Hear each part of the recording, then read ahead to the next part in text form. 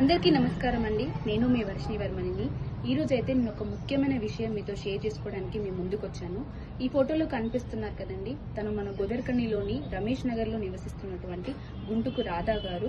తనకి రీసెంట్ గానే breast cancer వచ్చిందనమాట, రైట్ బ్రెస్ట్ క్యాన్సర్.